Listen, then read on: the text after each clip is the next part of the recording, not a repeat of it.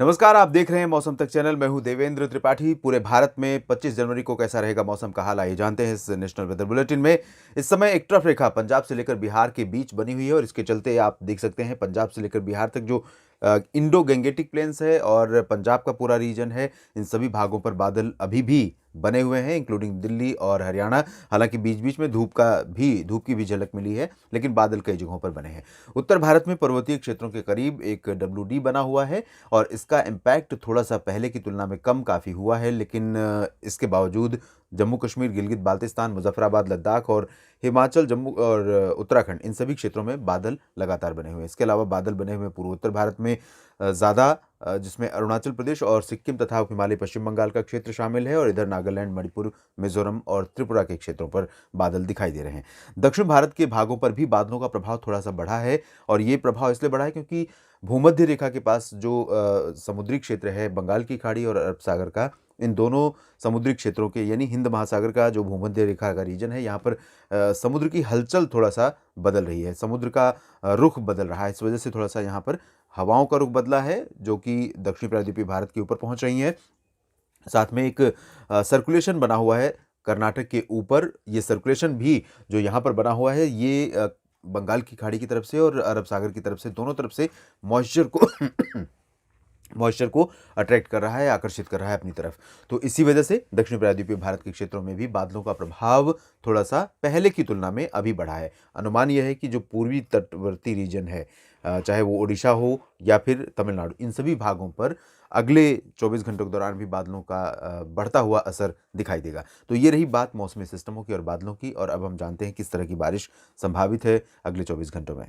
उत्तर भारत के ऊपर बने WD के चलते मॉइस्चर क्योंकि बना हुआ है और अगले 24 घंटों के दौरान भी बना रहेगा, जिस वजह से हम उम्मीद कर सकते हैं कुछ हिस्सों में, खासतौर पर जम्मू कश्मीर, हिमाचल और उत्तराखंड के कुछ भागों में, गिलगित बाल्टिस्तान, मुजफ्फराबाद तथा लद्दाख में कहीं कहीं पर हल्की वर्षा या स्नोफॉल की। हालांकि इंटेंसिटी पहले की तुलना में बहुत रिड्यूस हो चुकी है, कम हो चुकी है, लेकिन यहाँ पर बारिश के लिए मौसम अभी भी अनुकूल बना हुआ है और इस सिचुएशन में आइसोलेटेड प्लेसेस पर स्नोफॉल और कुछ स्थानों पर हल्की बारिश की संभावना से रूल आउट नहीं कर सकते। पूरे इन तीनों क्षेत्रों में, जम्मू कश्मीर से लेकर उत्तराखंड तक, मैदानी इलाकों में, पंजाब के ऊपर भी थोड़े बहुत बादल नजर आ सकते हैं, लेकिन ये जिस तरह की स्थिति यहाँ पर आप दिख रही है आपको इस मॉडल प्रोजेक्शन में, उससे थोड़ा ज़्यादा प्रोबेबिलिटी रहेगी।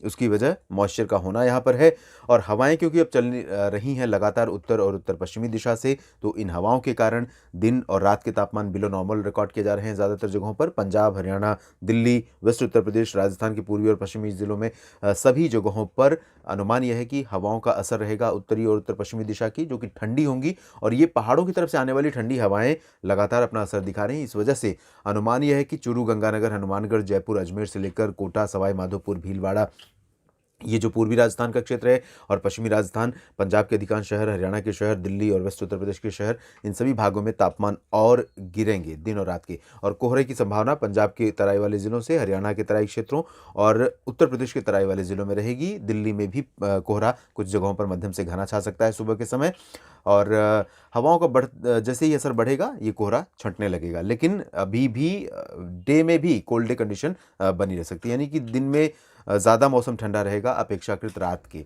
सिचुएशन ये है, उसकी वजह है धूप का कम समय के लिए निकलना। पूर्वी उत्तर प्रदेश में भी यही सिचुएशन रहेगी, कोहरा थोड़ा घना छा सकता है, बादल भी थोड़े बहुत रहेंगे और ये तराई वाला जो रीजन है, इन भागों में कई जगहों पर मध्यम से घने कोहरे के प्रभाव से अनुमान यह है कि दिन का तापमान 16-17 डिग्री सेल्सियस से या 18 डिग्री सेल्सियस से ऊपर नहीं जाएगा। ज़्यादातर जगहों पर 16 से 20 डिग्री सेल्सियस के बीच रिकॉर्ड किया जाएगा पारा, जो कि लगभग 4-5 डिग्री नीचे है नॉर्मल से। तो इस वजह से यहाँ पर जो कोल्ड डे कंडीशन है वो काफ़ी परेशान करने वाली होगी लोगों के लिए, आम लोगों के लिए। पूर्वी उत्तर प्रदेश के बाद बिहार और झारखंड की बात अगर हम करें तो यहाँ पर थोड़ी बहुत बारिश की संभावना बिहार के तराई वाले जिलों में रहेगी। बाकी जगहों पर मेनली ड्राई वेदर रहेगा। थोड़े बहुत बादल झारखंड और बिहार दोनों राज्यों में दिख सकते हैं, लेकिन बहुत ज़्यादा बादल नहीं होंगे, बहुत ज़्यादा बारिश की संभावना भी नहीं होगी। उप हिमालय, पश्चिम बंगाल और सिक्किम, ये जो रीजन है पूर्वोत्तर भारत से सटा हुआ, इन भागों में ज़रूर कुछ स्थानों पर बादलों का प्रभाव बढ़ेगा या बढ़ा हुआ बना रहेगा। बाकी क्षेत्रों की तुलना में। तो यहाँ पर थोड़ी बहुत बारिश और हल्की-फुल्की गर्जना के साथ बूंदाबांदी की उम्मीद कर सकते हैं। पूर्वोत्तर में अरुणाचल प्रदेश और असम, मेघालय, नागालैंड, मणिपुर, मिज़ोरम, त्रिपुरा सभी जगहों पर बादल छाने, कुछ स्थानों पर रुक-रुक कर हल्की वर्षा होने की संभावनाएँ हैं। अरुणाचल प्रदेश पर इंटेंसिटी ज़्यादा रहेगी अपेक्षाकृत। हालाँकि यहाँ पर भी बीते 24 घंटों के दौरान जिस तरह की बारिश हुई है या आज जिस तरह का मौसम बना हुआ है उससे थोड़ा रिड्यूसिंग रहेगा, लेकिन फिर भी उम्मीद कर सकते हैं कुछ बारिश की। यहाँ पर भी गंगीय पश्चिम बंगाल में भी बादल दिख सकते हैं और आइसोलेटेड प्लेसेस पर अलीपुरद्वार समेत कोलकाता, दीघा में भी कुछ जगहों पर बादलों की गर्जना के साथ हल्की वर्षा हो सकती है। मध्य भारत के क्षेत्रों में ओडिशा को अगर हम छोड़ दें तो बाकी जगहों पर मेनली ड्राई वेदर है। ओडिशा के तटीय भागों में कटक और पारादीप समेत कहीं-कहीं पर हल्की वर्षा हो सकती है। पुरी में भी थोड़ी बहुत बारिश हो सकती है। बाकी अंदरूनी इलाकों की तरफ जब हम चलेंगे जिसमें भद्रक और क्योंझारगढ़ पर भी बादल रह सकते हैं, लेकिन बाकी जो अंदरूनी इलाके हैं छत्तीसगढ़ से सटे हुए इन भागों में ड्राई वेदर रहेगा। छत्तीसगढ़ का एंटायर स्ट्रेच उत्तर से लेकर दक्षिण तक का, जिसमें अंबिकापुर से लेकर सरगुजा और सुकमा दंतेवाड़ा का रीजन शामिल है, सभी के सभी ज़िले ड्राई रहेंगे। ठंडी हवाओं का असर यहाँ पर बढ़ सकता है। कोहरा भी कुछ स्थानों पर छत्तीसगढ़ में देखने को मिल सकता है। मध्य प्रदेश के पूर्वी और पश्चिमी हिस्सों के उत्तरी ज़िले जो होंगे, जहाँ पर बारिश की संभावनाएं ज़्यादा थीं और हुई, उन भागों पर मॉइस्चर ज़्यादा होने के चलते थोड़ा कोहरा बढ़ेगा और कोहरा बढ़ने के चलते दिन का तापमान यहाँ पर भी बिलो नॉर्मल रहेगा। रात के तापमान में भी गिरावट होगी क्योंकि ठंडी हवाओं का असर उत्तरी दिशा से यहाँ पर हमें दिखाई दे सकता है। महाराष्ट्र में भी हवाएं पहुँच रही हैं। विदर्भ से लेकर मराठवाड़ा, मध्य महाराष्ट्र और कोंकण गोवा के अधिकांश शहरों पर तापमान में गिरावट दर्ज की जाएगी। मुंबई, नासिक, पुणे और नागपुर, वर्धा, अकोला, यवतमाल, नांदेड़ इन सभी क्षेत्रों में तापमान में गिरावट होने की संभावना है और यही संभावना गुजरात के शहरों के लिए भी रहेगी, जिसमें सूरत, अहमदाबाद, वडोदरा, गांधीनगर और राजकोट, जामनगर, द्वारका, पोरबंदर, सोमनाथ, वेरावल से लेकर कच्छ तक के क्षेत्र शामिल हैं। इन सभी क्षेत्रों में ठंडी हवाओं का प्रभाव अभी देखने को मिलेगा और इन हवाओं के कारण तापमान नीचे जाएगा दिन और रात का और गिरेगा। तो यहाँ पर भी कोल्ड वेव और कोल्ड कंडीशन लगातार बनी रहेगी, ऐसी संभावनाएं हैं। यहाँ गोवा पर भी ड्राई वेदर रहेगा, मौसम शुष्क बना रहेगा पूरी तरह से। तटीय कर्नाटक में भी मौसम शुष्क रहेगा। उत्तरी आंतरिक कर्नाटक और दक्षिणी आंतरिक कर्नाटक के भी लगभग सभी शहरों में शुष्क मौसम की संभावना है। हालांकि तमिलनाडु से सटे जो कर्नाटक के दक्षिणी हिस्से हैं, इन भागों में यानी बेंगलुरु और आसपास के कुछ शहरों में थोड़े बहुत बादल दिख सकते हैं, बूंदाबांदी या हल्की वर्षा हो सकती है। Rest of the places of Karnataka will remain dry और तेलंगाना में भी पूरी तरह से शुष्क मौसम रहेगा। आंध्र प्रदेश के उत्तरी तटीय भागों में कहीं कहीं पर हल्की वर्षा हो सकती है। रायलसीमा में मेनली ड्राई वेदर रहेगा।